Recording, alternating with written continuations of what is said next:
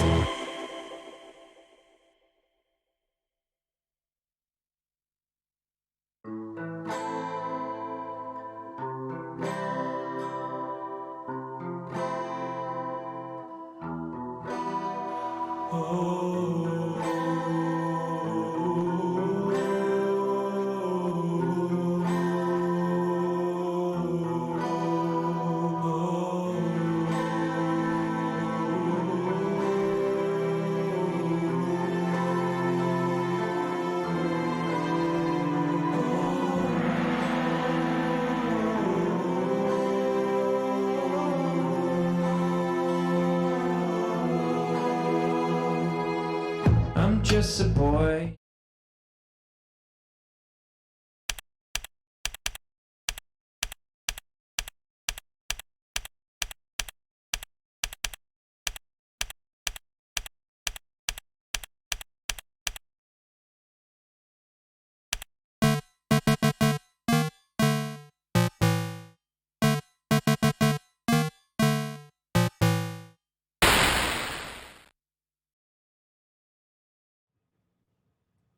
Hi, everybody. Thank you so much for being here, for watching Rollin with my homies. I'm your host, Santina Muha.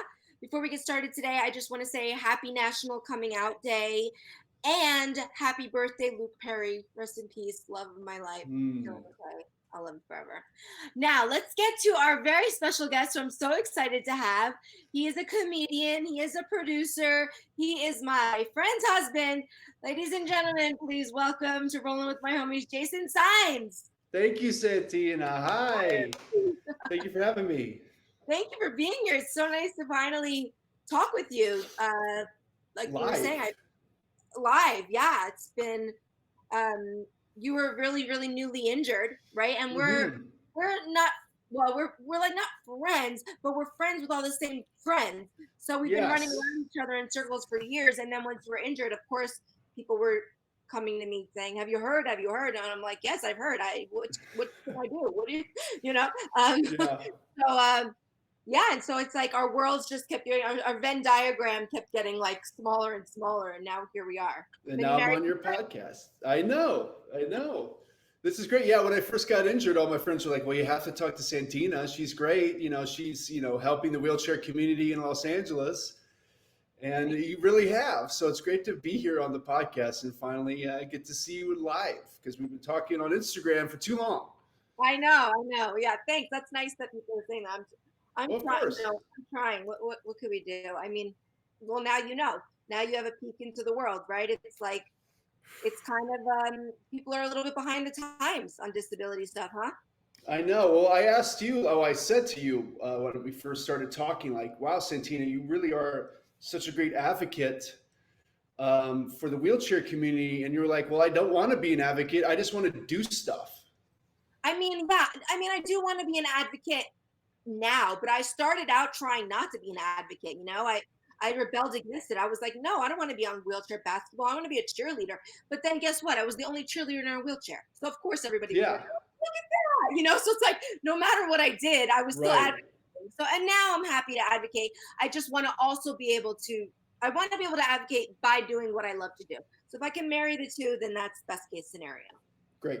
Well, I Yeah. think you're doing a great job. Oh, thank you so much. I want to talk a little bit about, like I said, you're you're the newest injured person I've had on the show so far, almost Hmm. 2 years, which Yes. is really pretty new. So, but your story is kind of like, I mean, it should be a movie, right? Well, I am writing a TV script based on it, Okay, good, so I think so. good. So Yeah. tell everybody the story of your injury and also your sort of with, with Erin, who you're married to. Yeah, yeah. Erin's my wife now, and she actually was there the night that I got injured. It was our third date, and we went up onto the roof of my building after our date, and we leaned up against a skylight, and we both fell through. I landed on the stairs. She was thankfully didn't land on the stairs and only got a clonk on her head, but I, screwed up my back pretty bad, and we both had to go to the hospital that night. So that was our third date. Was we both had to go to the hospital, and I kept asking the doctors, "Is she okay? Is she okay? Is she okay?" Finally, I heard that yes, she's okay. She just needs a few stitches on her head. That's what I was most worried about, was that she was injured like me, because I remember going in the ambulance on the way to the hospital and I couldn't feel my legs, and I knew something was really wrong. Mm. Yeah. So I was in the hospital for a long time. At first, I was still mentally there. I was texting my friends like, "Hey, I got in an accident. I'm in the hospital. Can I keep my car at your house so it doesn't, get a ticket?" That was a couple days, and then I got spinal meningitis, which could kill me. It could have killed me. And so I had to get a bunch of antibiotics. They had to put screws in my head to relieve the pressure.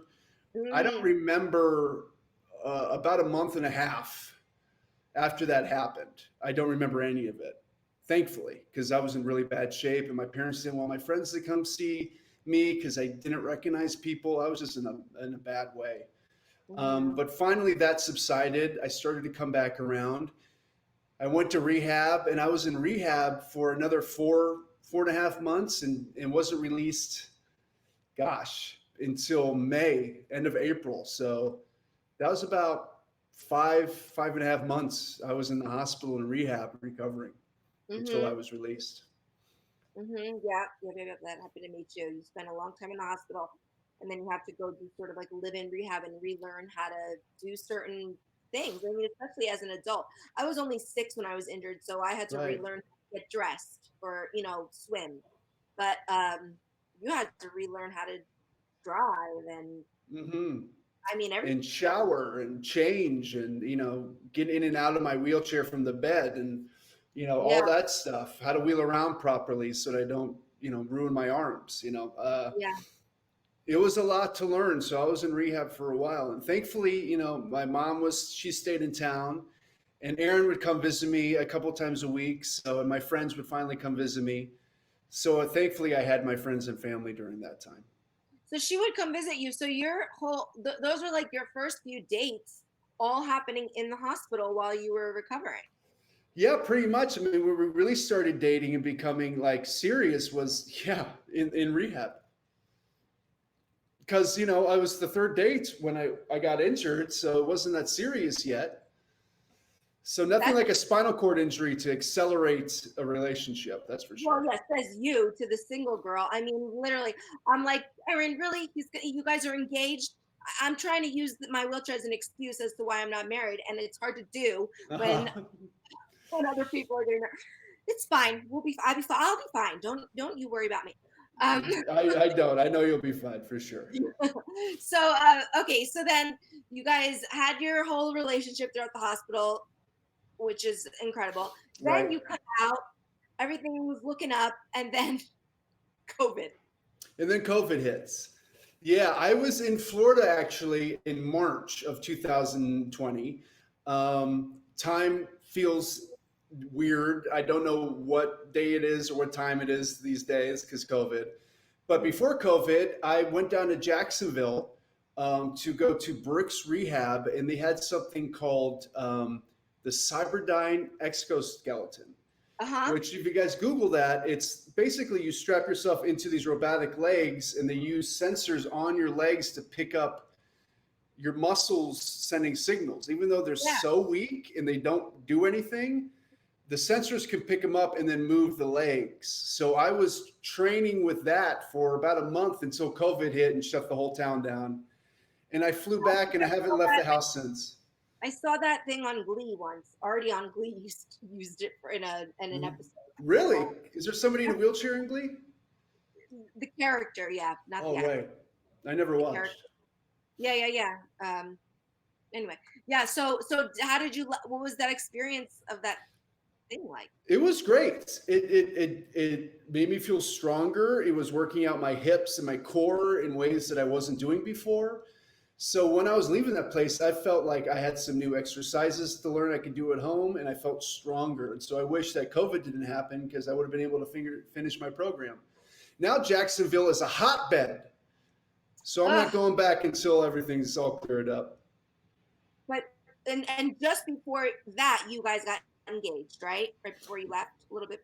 Yes, yeah, in January. Yeah. So then you were engaged, and then COVID, and so you had this wedding plan that you weren't able to have, right? You ended up just getting COVID married. We got COVID married. Yeah, we sent out invitations to have a regular marriage in August at Yosemite, which we both love. And then Oh, is that how you pronounce it? Yosemite? No, Yosemite. I'm sorry, I pronounced it wrong. I wasn't Yosemite. Sure. And it was going to be great. It was going to be outdoors. It was going to be beautiful, but they reopened Yosemite and said you can only have 10 people in your party. Whoa! So we said, well, it's 3 of us, with the officiant. I mean, as an Italian, 10 people at a wedding. Impossible. There's no less than 10 people in the bathroom at all times. Yeah, exactly. So we said, you know what, we're just going to postpone it. And we went to Santa Barbara and got married at the courthouse, nice. Which was outdoors in the courtyard. It was beautiful. It was just me and her friend Melissa, who was our witness. We all wore masks. We stood 6 feet away from the judge, and we got married in Santa Barbara. But we'll have the reception next year in Yosemite when we can, be with friends and party like normal, hopefully. Good. Okay, that's great. At least there's a plan. There's hope, But there's in the hope. meantime, you guys bought a house. Yeah, we thought if we're not going to get, married, with all our friends, why not buy a house? And we did that in August instead. Oh my God! And beautiful Van Nuys. Yeah, and you've been making it accessible and all of that. It's like a whole new world for you. Yes. Well, thankfully, my parents got me an accessible apartment to move into after rehab in Hollywood, but that place cost way too much money per month. Oh yeah, that's crazy. The nicer the building, the more accessible it is. The newer it is, the more expensive it is. That's how it is.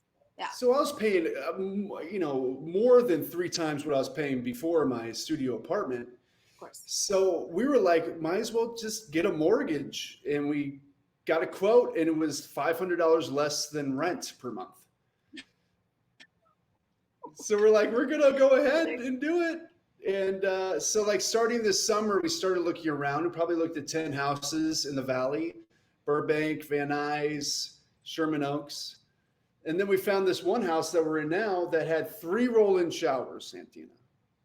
Why? How? They just built it they call it Japanese style. So they're like big roll-in shower bathrooms. Nice. And we're like, this is fantastic. This is great for me because we always knew that we're going to have to remodel a bathroom for me. Mm-hmm. But now that we don't need to. So we're like, let's put a bid on this house. And we did. And then we got some inspectors in here, and they found that the roof needs to be replaced, and they found mold. And so we went back to the sellers and we're like, this place has got a lot of problems, but we really like it. And so we haggled, and they took the price down, and we bought it. And so it's been about a month since we've been in. I mean, something like that, a beautiful, big, giant bathroom. It's not like people who aren't in wheelchairs walk into that and go, no, this bathroom's too nice. It's too big. I mean, right? So why not just make bathrooms big? Everybody likes to have a luxurious size bathroom. A big bathroom, yeah. Why not make them big? Just You've always the thing. I status. remember you saying about stairs, like no one hates a ramp when they see it. No, Everyone nobody. loves a ramp. Nobody walks up to a ramp and goes, "Oh, do you have a stairs?" I mean, they wouldn't even, right? They wouldn't even clock it. And by the way, if they had a stroller with them or Right. whatever, it's refreshing. It's almost like, oh, nice, let's go up the ramp. It can only help everybody. So Exactly. get with it, because it's not. I mean, well, this is what I want to ask you as somebody, who's newly injured too. What was your experience with spinal cord injury? Did you have anybody in your life who was in a wheelchair or know anybody like that before? No one that had a spinal cord injury in my family or close to me. No, not at So what all. was your opinion of disability? I mean, like when you thought of people in wheelchairs, overall, what did you think about their lives, just in Well, general? I had pity on them because I knew if they really needed it, it would be a hard life to have. I always thought about people in wheelchairs in New York because I used to live in New York and it was all just staircases. Yep. Like there was hardly any accessibility in New York, and Yeah, it was thankfully I easier was for me to move across the country and live in California than it was for me to try to have a career in New York from New Jersey and commute. right. Well, that's where you're from, New Jersey, right? Yeah.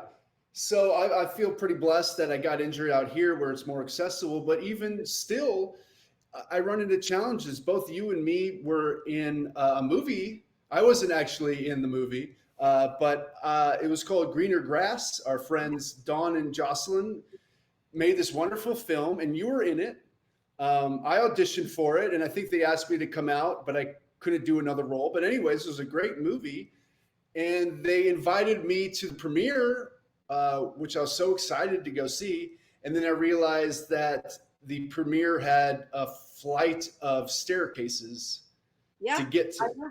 I ended up getting carried up because I also didn't realize that ahead of time, and I Right. already got the outfit, got the makeup. I mean, it was an event. I was in the movie. I wanted to be photographed. Yes. I had to get carried up, but I'm a girl, and it's I'm shorter than you, and Right. but I'm also not getting any younger, and neither are my friends who are around me. So it's not like when I was in college, and we're just a bunch of 20-year-olds carrying each other, up downstairs. Who's Yeah, grown. sure. This Right. is different. We're adults now. I don't want to be carried upstairs. I'm a Exactly. woman. And also, you were an actress in the movie. You think that they would look at the cast and go, "How can we accommodate everybody who's coming to this thing?" Yeah, but it's I don't and but we love. I mean, I love them. I don't think that people just don't. They take it for granted because we live in True. 2020. You would assume, everybody's when you tell somebody something isn't accessible. Have you heard this one yet? Isn't that illegal? Everyone says that. Right. People don't realize it's happening all around us. Yeah. And they don't know because they're able-bodied and they can take the stairs. They don't even think Yeah, they about it. don't think about it. They don't think, or they just assume, like I did, that I assumed they would have an elevator. Why did that place not have an elevator? Yeah, me too. I thought they did too. And then I called and they're like, "No, it's stairs." I'm like, "Well, I'm not going to that then." And there's a couple other instances where, like my friend's place, Erin, when we, were first started being together, her apartment was 12 steps to get up into her apartment. So like there's just some things you just can't do. And I've always had a problem with FOMO. And now I'm actively trying as hard as I can to deal with FOMO in a real way because there are some things I'm just going to miss out on because of my wheelchair. And how do I handle that is just as important as anything else because Totally. it happens all the time and it'll keep happening. Yeah, of course. FOMO, fear of missing out, is something that I have gotten. Well, I think because I was in the hospital a few years ago for a few months, and Oh, that really helped tamp down my FOMO because I realized after coming out of the hospital, I was like, I didn't miss anything.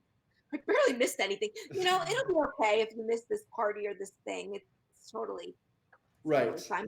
I get it. You want to miss it because you want to miss it, not because you have to miss it. Do you have to miss it? Yeah. No, Yeah. I so mean, that's exactly what it is, and I just like in New York, there's so many things to do that sometimes I'd walk out the door and not know what to do, that I'd flip a coin. Like, hey, flip it. I go to Manhattan, tails, I go to Brooklyn. Like, but now it's just like, well, I'm in a wheelchair and I don't have the choice. So I gotta be strong enough to deal with that. yeah. So you pitied people in wheelchairs before. Do you pity them the same way now? Even more so now, because now I know what really goes into it, because it might just not be, it might just be an injury, or it might be something internal. It might be a spinal cord injury. Like, and what I've learned about spinal cord injuries is that it's not just that you're paralyzed, is that you can't use your bowels like you used to. You can't urinate like you used to. And so now that I know those things about it, if I see someone in a wheelchair, I have even more sympathy for them, because it's not just mobility now, it's a way of life that's affected. Yeah, I just got off the phone this morning with a friend of mine who's one of the just like strongest, feistiest girls I know in a wheelchair. And she's in the hospital right now because she's aging with a spinal cord injury. And it's, I mean, you know how it is. You get older, you get in your 30s or 40s or 50s, things Yes. aren't working. And when you do that as a spinal cord injury, it's only with a spinal cord injury, it's exponential, and it's really scary. But I think also there aren't enough specialists, there aren't enough people who even know or Know care. I mean, about it. how is it going with you with finding doctors and things like that? Well, I think I've been pretty lucky, because I've gotten recommendations from all my doctors for other specialists who know about spinal cord injury. My Hmm. first doctor when I was in rehab uh, referred me to a personal trainer.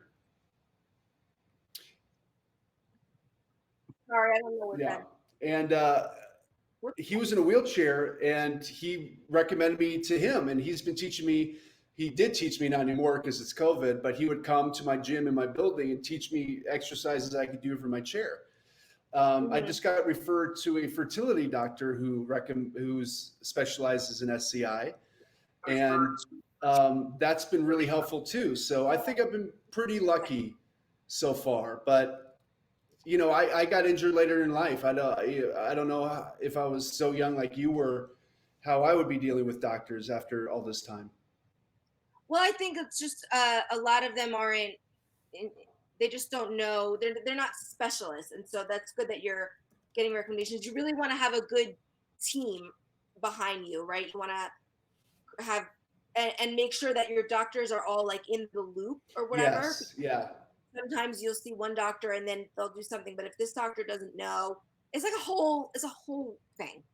true, true. And with spinal cord injury, like, it's the medicine is new. The therapies are new. I mean, the ADA was what, 30 years old now? Yeah, it just turned 30. It was right. Yeah, right. Yeah, the 80s. Yeah, so like even that's pretty new. So I know. to have doctors that are on the same page is crucial, because there's so much information coming in now, so much different information. Yeah. So when you say that, like, I just want to understand because it's so interesting to me.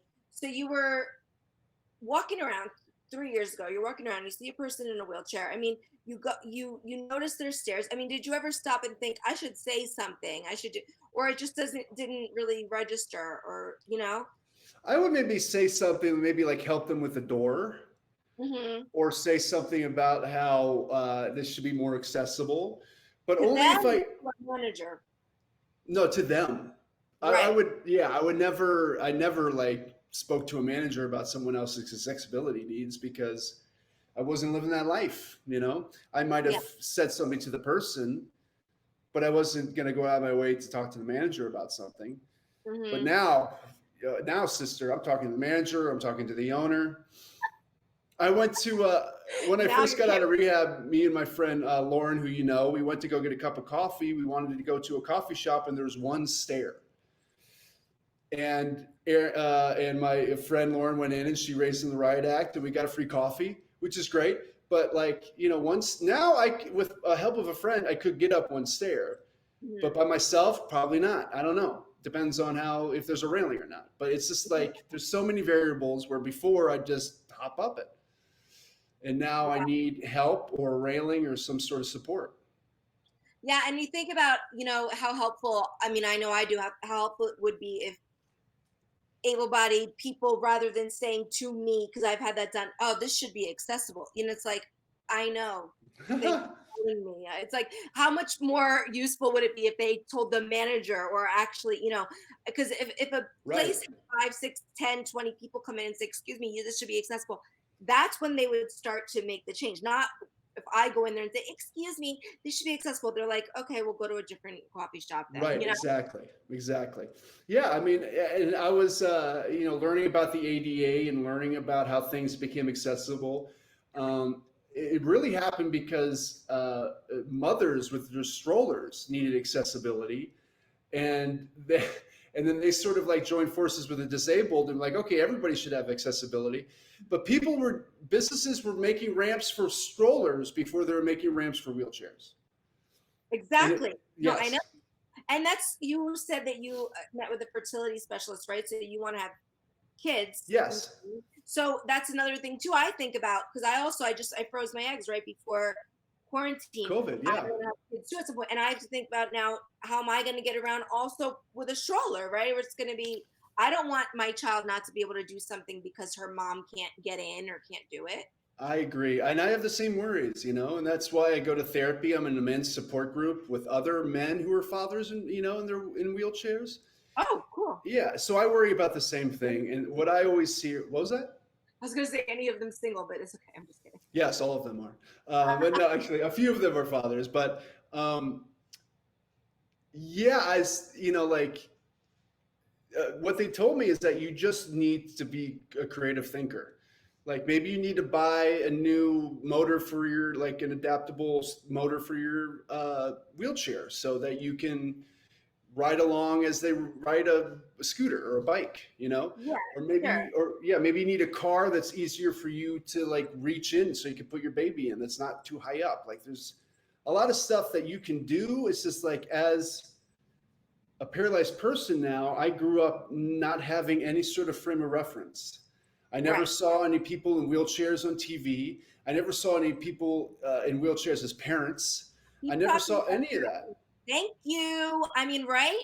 Isn't it Yes, insane to think about? Growing up as a person in a wheelchair, I never saw any like hot girls in wheelchairs like on TV, like nothing. So, I mean, the only time I saw somebody on TV was like, football player asks girl in wheelchair to the prom. It's like, I don't want to be a friggin' sob story all my life? exactly. Or yeah, or like just a token for a Yeah, show.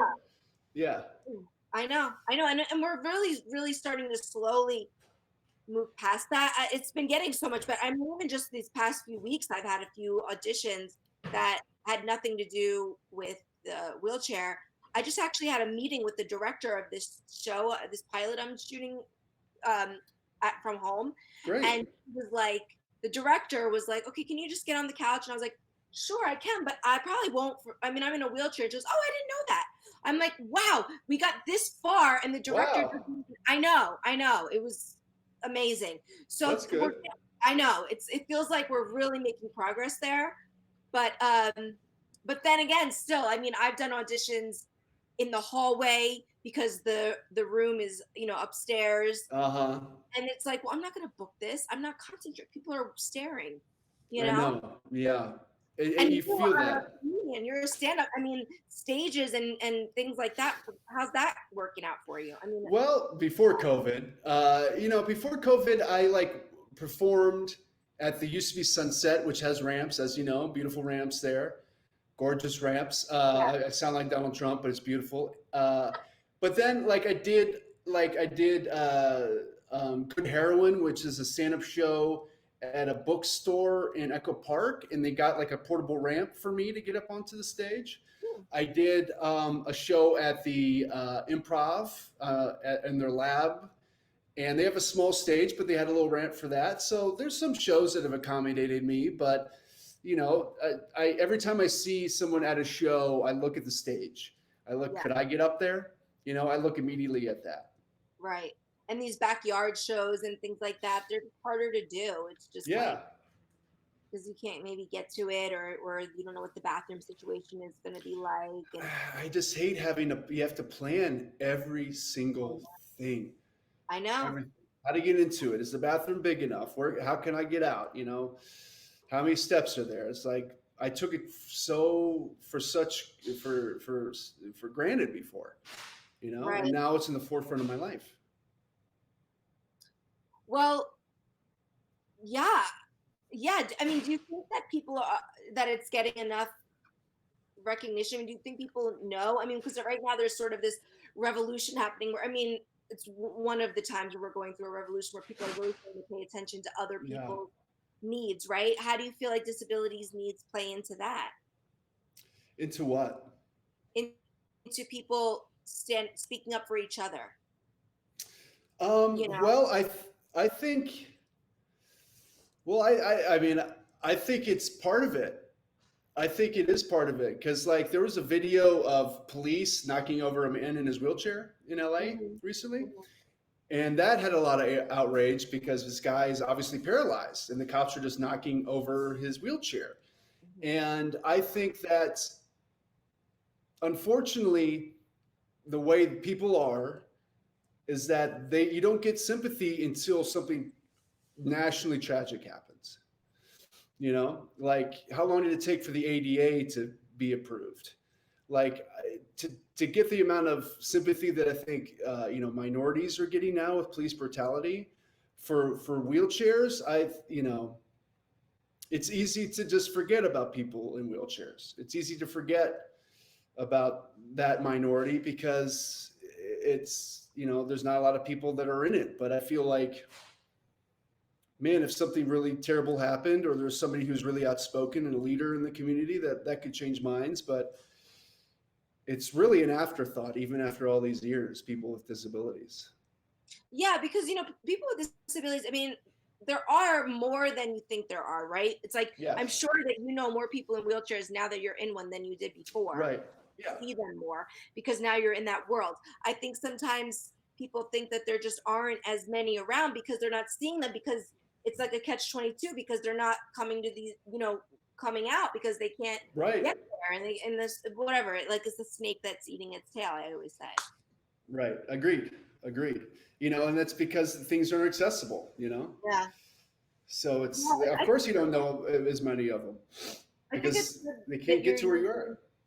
Exactly. I think it's good that you're also using your talents of comedy, writing, and whatever I think that's a big way that pop culture obviously dictates our lives. I mean, no one was eating sushi until everyone was eating sushi, right? Right. So Right. like, pop culture dictates our life. It just does. And I think if once people start to see more people with disabilities being normalized, living normal lives, like you said, being parents, being husbands and wives, being friends, because that's not what we're not seeing enough of that. Right. Agreed. So we just gotta Yeah. keep going, yes.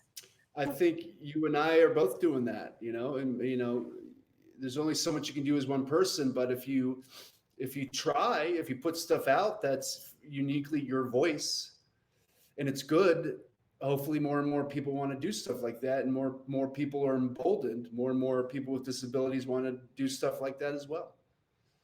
Yeah. What kind of stuff have you learned renovating this new house? If you had tips for people who are watching, maybe who aren't homeowners yet, who are Be mostly patient. homeowners.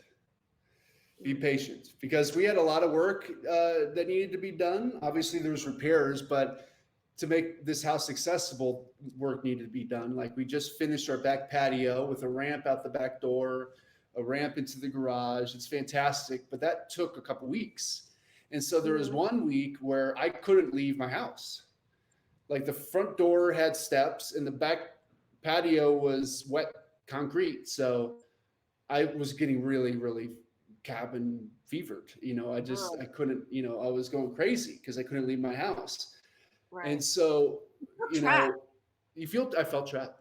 When you're in a house, even me when I'm visiting a friend's house or something that has stairs, I know they can help pop me down anytime, but it doesn't matter. It doesn't feel right. You feel psychologically trapped, I Yeah. think. Yeah. Mhm. So I would say be patient, and also, like, be inquisitive, because, like, we found mold and I needed to ask, where did the mold come from? And then we found out that that when they built this house, they drilled weird holes in the stucco to keep the house cool, but that let moisture in. And so, like, you're learning more about the house, but you don't just take people's word for it. You get two opinions on everything. You ask questions. Mhm. Like, I mean, I've never owned a house before. I've always just rented. And so now that things are happening, I want to learn as much as I can, because when the contractors are gone and the inspectors are gone, it's just me and Aaron, and we got to keep up this place. So I want to know exactly what's going on with the house. So I think Yeah. that's a big piece of advice, is just learn as much as you can from your contractors and your inspectors and your repairmen, because it's just going to be you when they're gone. Right. Do you feel like you've had to do any adapting yourself? Like, have you been figuring things out? Like, for example, how to get something, reach something that's high up, or get something that's low, or something falls under the dresser. I mean, have you had to adapt to any interesting situations? Yeah, for sure. Like, well, I can't reach things. I can't reach high things normally because I'm in a regular manual wheelchair. But I Hmm. bought a standing wheelchair that I can crank to a standing position. Mm, So if I transfer into that, I can reach high places. But I'm not in that all the time. It's just my right. special chair. So we've had to move dishes down to lower cabinets. We've had to move stuff down underneath the counter. Um, you know, uh, Erin hangs high things on the wall. I take care of the low stuff. She takes care of the high stuff. Hmm. When she was, she's just changing her career to become a personal trainer, but there was a week or so where she was changing careers and she was out of the house a lot. And I was just getting really sad and frustrated because I couldn't unpack like I used to. I couldn't hang up stuff on the walls like I Hmm. used to. And I felt trapped in a house that I couldn't even unpack. So, like, I think adapting to, physicality and mobility is one thing. Adapting mentally is the other thing. Is that you're not going to be able to do everything by yourself before, and that's okay. Ask for help, but also don't be frustrated and don't get upset when you can't do everything like you used to. Yeah, totally. I think that's one of the differences when you're injured as an adult and when you're injured as a child. Like, that was the mental barrier when I was little. I did not have to. I was fine. I mean, I don't know. Before I was crawling, then I was walking. Now I'm in a wheelchair. I don't know what's the difference. But then once I got to middle school and high school, and everyone was like, "What is?" Then I was like, "Oh, am I like different? Am I totally, you know?" So that's when I had to get over it mentally. But the physical stuff to me feels like, because when I'm home alone in my apartment, now that I have everything set up for me the way it needs to be, um, the mental part is not really as much of a barrier for me as the physical part, as the when I'm out Right. in the world, so I'm not thinking about being in a wheelchair all day. Yeah, you get your house set up for you. Yeah, Yeah. eventually. But then, being a homeowner is a pain in the ass when you're in a Normally. wheelchair. Yeah. It's a nightmare normally. Yeah. Yeah. But people with disabilities are known for being really, just really good at adapting, because, like, you have to, and you learn, and exactly, you can get frustrated, or you can just figure it out. Yeah. This is, I want to go through the mental work of this now before I have kids, because I want to be a strong father for them physically. I want to be able to take them and do stuff with them. But I also, don't want to be crying if I can't hang a mirror. Like I want to get to that place where can show my children that I'm still strong, Yeah. even though I'm in a Yeah. chair. Well, that's great. I think it was yesterday was World Mental Health Day, Health day. right? Yeah. And that's really, really important. And especially, unfortunately, stupid to say, but especially as a man, sometimes you're, for some reason, told not to have as many emotions as Right. people identify as women, and it's silly. Why? What is the difference? You have just as much a right to have to process this. True. Really. And I think as a man too, it's like I've been used to being told that I can be independent and I Yeah. can do things on my own and I don't need anybody. Hmm. I don't need anybody. I can do this, and then I'm in a wheelchair and I need help, and Well, it's I a mean, yeah. blow. As a woman too, it's hard too. You talk about when people say, being an independent woman, and just trying to be a fierce, independent woman, and Right. the Destiny's Child song and all of that. And it's true, but the irony is like I do feel like an independent woman, and I do have help when I need help, but I pay my bills, Right. like I am independent. I feel like I've been in relationships with able-bodied men where I was way more the independent person in the relationship, way more the caretaker in the relationship at times. You Really. know? Yeah, Yeah. Well, that's the difference between men and women. I think women have their shit together more. You know. probably some of us. Some of us. Yeah. So that's good that you're doing that, and because you might have if you have a son, a daughter, whatever, and I'm sure you want to teach them to feel like whatever, because you didn't know this was going to happen to you. There Right. was no t- like countdown until the day you were paralyzed. It's like, Right. who know? I didn't know. No, we don't know. Anybody who's watching this who's not paralyzed, who's feeling empathy or feeling sympathy for us, I mean, thank you, but you never know. I mean, You I don't never know. know. Yeah. So it's good that you're preparing for whatever, because I think that's something that it teaches you. How much have you folded now being in a wheelchair into your comedy? I'd say about 50%. Yeah. Like I've got some stories and some jokes that are based off of me being in a wheelchair. I think COVID is sort of stifled my joke writing because I don't get out as much as I used to, and like my inspiration is limited. Hmm. But when I first started doing stand up after my injury, I was doing old jokes before I got injured, and I'm like, this is not who I am anymore. Right. It doesn't feel genuine anymore. So I started writing jokes based on what it's like being in a wheelchair, and that, first of all, it helped me feel more genuine, but it also allowed the audience to know, oh, he's okay with it. If he can joke about it, we can laugh about it. Oh yeah, that's something you'll find as a comedian in a wheelchair for sure, is this responsibility. I mean, probably not even just comedians, just people in wheelchairs. This responsibility to make the people around you feel okay with it. Right, right. Yeah, and I was always that type of person too. I'm a Libra, and I've always like wanted to like keep the peace, make everybody happy. Yeah. Um, and I've had to learn that, oh, I've got to stick up for myself, and sometimes other people's feelings don't matter. But yeah, with a wheelchair too, is like, especially as a comedian, on stage, I'm like, if I'm not even mentioning that I'm in a wheelchair and making a joke about it, then there's always going to be that tension. And so just to come on stage and go, I know this is a stand-up show, but I'm going to do some sit-down comedy, Right. it just automatically breaks the tension. Exactly. And I think that's necessary. Completely. Do you have any funny stories that you want to tell us about? Anything that happened that you were like, oh my God? Yeah, well, when we lived in Hollywood, I mean, you walk down the street, or in my case, roll down the street, and there's this crazy people all over the place. Mhm. I accidentally like almost bumped into this homeless man, and he turned around and he goes, "Watch where you're going, you paraplegic bitch." Mm.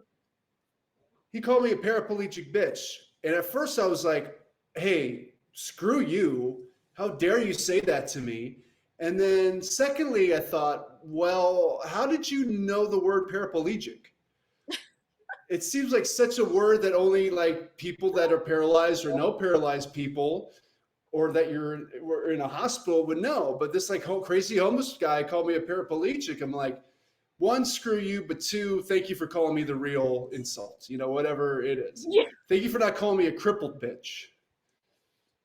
Oh, right. Exactly. Thank you for using the correct terminology. Yeah. Oh. It was just a strange encounter. Like, how much does this guy know about paralysis? Does he know about the ADA? Does he know about stem cells? It's a very weird insult for him to shout at me. It's specific. And Very also, how do you specific. know you're such a bitch? That's what I want to know. I am a bitch, though. That is true. That's so funny. So, Yeah. right. So, what do you think? You went home recently, right? You guys visited home. We visited her folks. How was that visiting? Going outside of your comfort zone there in that way. Well, her parents are sweet. They're amazing. And I met her nephews for the first time. And her nephew Titus is 4 years old, and he's such a smart kid. He was like, immediately, he was like, how does your wheelchair work? How do you put the brakes on? How fast can you go? Like, he was very interested in like how my wheelchair worked. He wanted to push me around the house. He was very cute. And then the other little nephew, his name is Luke. He's just turned 1, and he's learning how to stand, and so he'd pull himself up on my wheelchair wheel and stand. And I thought it was just so cute. These two little nephews are just really like not discriminatory at all. The first nephew was very inquisitive and and questioning how it works. And my other little nephew just wanted to pull himself up on my wheel. Right. So like, kids they're just so much better in most every way. And they're just so sweet, and they didn't make me feel like I was, paralyzed or in a wheelchair. They just, were accepting it. Completely. Yeah, kids are the best. I don't know at what age. I think, like I said, because of my personal experience, I think somewhere around middle school is when that narrative starts to change, The unfortunately. worst. That's when we start thinking that everyone's supposed to, that's when we all want to start dressing alike, right? That's when you're like, Right. Mom, I have to go to that store and get my jeans because, Kelly gets her jeans at that store or whatever. That's when Yeah. people are getting this weird, like-minded herd mentality of like, we all have to look the same and dress the same. Anyone else who isn't the same is a freak, and that's where that's where I was miserable. But then When you again, started to I was feel different. kind of miserable in middle school and high school, so there's that too. How was Erin's parents' house? Was it accessible? Yeah, pretty much. It was all one level, one floor. They have, I think her grandmother is older, so she has a walker. So they built like a little wooden ramp to get in the garage. This is one step, and the little wooden ramp was easy to get up. And so it was really accessible. It was great. That's great. They had a ramp for you. Did you were you there long enough that you had to shower there? Or like, how did you manage that? No, we stayed at a hotel Oh, good. with an I 88 recommend hotel that. room. Yeah. Yeah, I recommend that to my friends. I recommend that to my able-bodied friends. I'm like, if you go home to visit, stay in a hotel. I really do. And honestly, my family's starting to really like it too, because when I come home, I always stay in like a nice, I'm from Jersey, so I stay somewhere on the water, on the beach, and then everyone can come and like hang out by the band. Nice, yeah. Everyone's on vacation when I'm on vacation. I love it. And also my house back home, my parents, they live in a townhouse with a lot of steps. A lot of steps to get in, and a lot of steps to go up, and a lot of steps to go down. And so that was one thing where one thing I grieved is like, I won't be able to like hang out at my parents' house anymore. It's not accessible at all, so I'll have to get a hotel room, with accessible bathroom and shower, which is a shame, but Yeah. that's I the feel way the it same is. way. Yeah, with COVID and stuff, some of my friends who were like, I'm getting out of LA for a few weeks. I don't know what's going on. I'm going home. I also, even, 30 years out of my injury, I still grieve that too. I'm like, God, I can't just hop on a plane and fly back home and stay at my mom's. There's like, I can't do that. It does suck, right? It's just Hmm. like wishing that you could still have that home base or whatever. Yeah. It sucks, but yeah, that is what it is. Yeah, it's my therapist put it pretty well, saying that you're going to grieve about this injury again and again. Yeah. You're going to be reminded of it some way, and then you're going to grieve about it. It's going to continue happening throughout your life.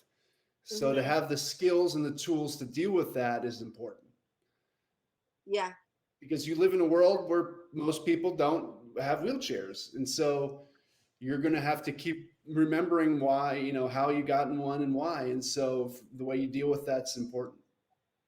Yeah, exactly. That's something like right now I'm dating again, right? I'm back on the dating scene. So that's something that I have to continuously deal with. Right. Does this person care, or is this person attracted to that, which is just not from my favorite No. either. Yeah. So you have to figure out how to deal with. Yeah, there's always something new, and once you sort of figure out one thing, then there's a new thing. We have a question from the viewers, as comics who address this issue, what is your favorite joke or comedian who shares your humor from this point of view? Hmm. Well, I don't know too many wheelchair comedians. I know there's a girl named Danielle Perez who lives in Oh Los yeah, she was on the Angeles. show. Yeah, oh great, oh great. And she is not paralyzed, but she was in an accident where she needs a wheelchair. Yeah, her legs Um, run over. yeah, right. That's so horrible. But she's great, and she talks about it on stage too, which is fantastic. Um, there are other comedians that have disabilities that perform. I think of a guy named Josh Blue, It's so who funny. That's what I was thinking of because I watched him on Last Comic Standing like so yeah, many. exactly. And he addresses it, but he also is a great joke writer and has regular jokes. Hmm. So I think like that's the balance of like, yes, address what the audience is seeing, but also show them that you're a good writer and don't just write about your disability. Exactly. And it's interesting. Today is National Coming Out Day, and I really identify with that population because not because having a disability and being gay are the same thing, no, but it's something that is something that you live with, that other people who don't sometimes who have a bias against it sometimes. Right. And so I really feel like sometimes I can relate to comics who talk about that experience of being gay or being marginalized for Yeah. that reason. I watched the Hmm. documentary. I can't remember what it was called. About trans. What was it called? Do you remember? And Laverne Cox was in it, and It was a documentary. it's on Netflix right now. I can't remember what it's called, I haven't but seen it yet. I just was watching it, being like, yes, yes, yes. They were talking about representation and how Yes. sort of being the only the only one your friends know or whatever. There's just a lot of different ways that I find that I can relate, and it works the other way too, where I've done stand up or had my solo show, and people have come up to me afterwards and said, I'm not in a wheelchair, but I'm gay, and that really reminded me of my journey and my process. Mm. So not to necessarily, I don't think that the two are the same, but there is a lot of the same feelings. So yeah, so sometimes some of my favorite comedians to watch are just maybe they're not in wheelchairs, but they still have a similar point of view because they've been othered in some way. Yes, yeah, and it's a struggle no matter what. It's a struggle whether you're coming out as a homosexual or whatever, and it's a struggle if you're paralyzed in a wheelchair. Like it's different struggles, but they're all struggles. And I feel as a comedian, you have to talk about it because people resonate with that. People hear that. Well, especially as comedians, because like you said, the only time we see it on TV is really depicted as sad. The person dies at the end, or the person kills themselves at the end, or they ask their manager to help them kill themselves at the Right. end. Whatever it is, right? It's always this sort of either sad or heroic narrative, and there's not enough comedy, disability comedy. And we know, and now as somebody who's in a wheelchair, we could, if we were together, we would be cracking jokes about this stuff all day. The Yeah, things right. that say to us, the things that happen, the things we have to do. So if we're okay with it and we're finding it funny, you can too. you You know, can too, yeah. But because people otherwise, don't do that unless you show them that it's okay. yeah, because otherwise their default is to me. How are Oh, you? How are you? we okay? And it's like, ew, I don't want everybody approaching me with that face. I mean, if you Yeah. weren't a comedian before, you would have been now. I'm telling you, because it becomes your job to break the tension. It's annoying, Yeah, it is. It is. You but know, whatever. hey, what you do? Thankfully, we have good friends that don't care about that crap. Well, right, and exactly, and then you have to surround yourself with people who look past it. But then it's that thing of you don't want anyone. It's an insult for someone to say, I don't even notice you're in a wheelchair anymore because it's not necessarily. It's still a part of who you are, right? It's still like. Yeah, that's not true. You can notice, but it's how you deal with it. Mhm. Yeah. And I only can just hope that our friends, that when they go to these cafes and things and they're not with us, they're still like, hey, you should have a ramp, or Yeah, whatever. right. Because I think that's how, I think all of us looking up for each other and having each other's backs, which is something I'm starting to see more and more of, like, because I don't know. I feel like it's the only way we're going to make any progress Agreed. because people are really taking it for granted. They just think everything is hunky dory out there, and if it's not, it's It's still not. completely. The world is so inaccessible. It's. I mean, I can count on one hand how many of my friends' bedrooms I've seen my whole life Right. Right. Because of your wheelchair. because of whether they live, yeah, because their room, like growing up, everybody's room was upstairs, or now my friends who live in apartments that I can't go to. And I mean, as sort of a convert introvert, I used to be more Yeah. of an extrovert. Now I'm an introvert. So Right. now I'm like, oh, sorry, can't go to your apartment. It's not accessible. Guess you have to come to mine. And it kind of works out. It's true. Yeah. But, again, you want that to be because you want it, not because you have to. Exactly. And it's all about perspective. Like I don't fault my friends for not No, thinking of what if I was in a wheelchair, because I didn't do that no. when I was able-bodied, when I wasn't injured. I didn't think that way. Um, I did you hear the story of it was a city in Italy where the mayor went I in a told, wheelchair? You told me about that. yeah, I told the story. Oh, you And told that's the what story. That's my, right. it's my nonna's hometown, Scoglitti. Coiti. Scoglitti. Coriti? Scoglitti. Oh, Scoglitti.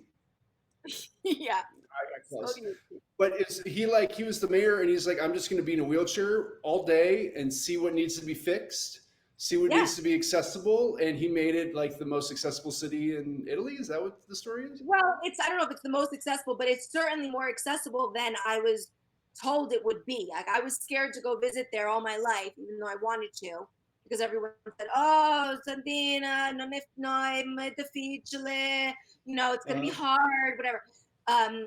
But then ultimately, I just got to the age where I was like, I want to go to Italy. I want to eat the food. Fine if I have to Yes. stay in one spot, as long as I can continue eating. And I went and I was like, I asked my cousin, why is this so accessible? And she said, well, yeah, because our mayor, whatever they call their elected official there, he came and he went around in a wheelchair and everything's accessible.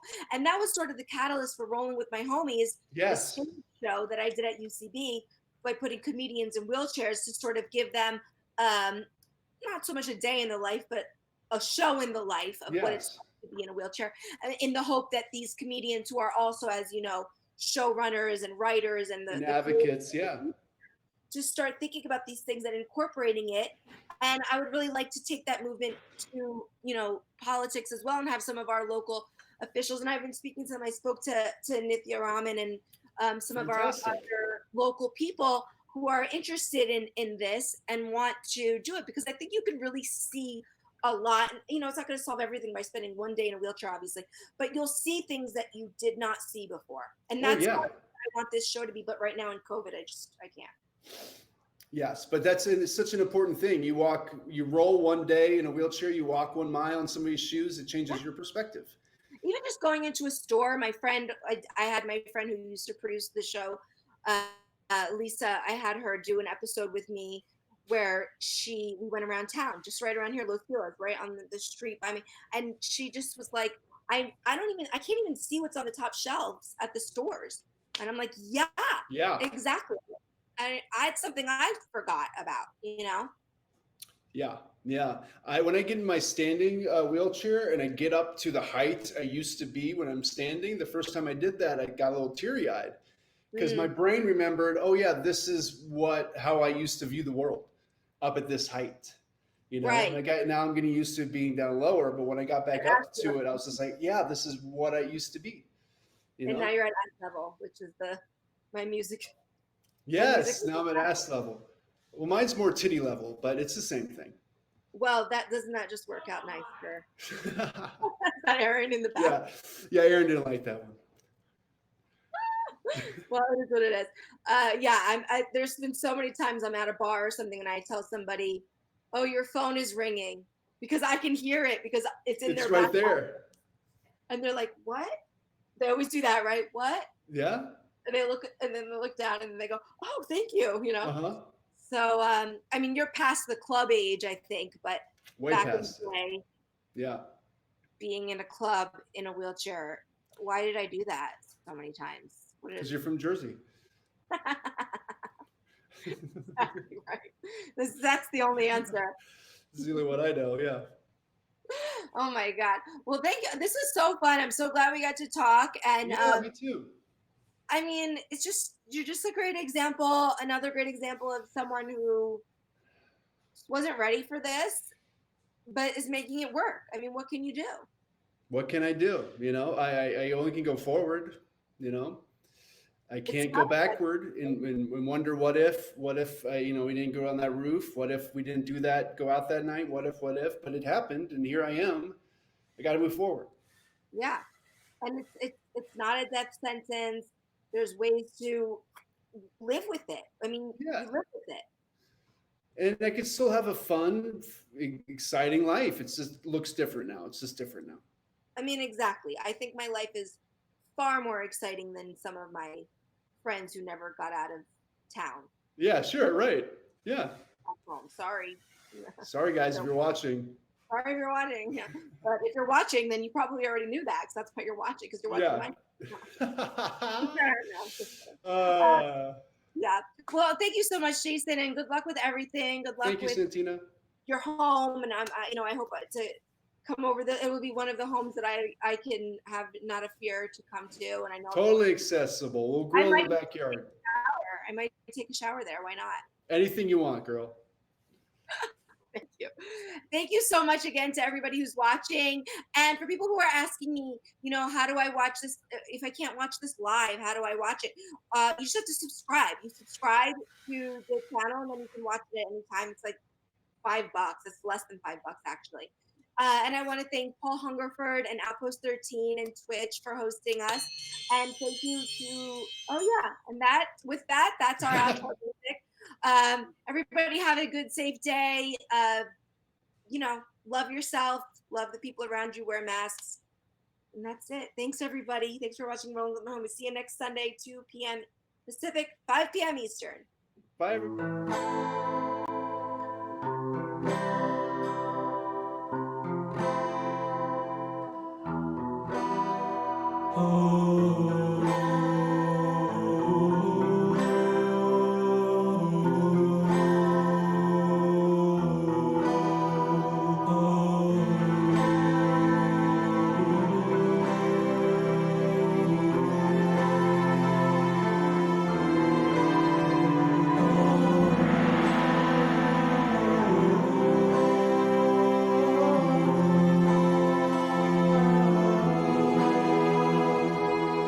I'm just a boy, sand like silk, hand on my saber, blue like milk.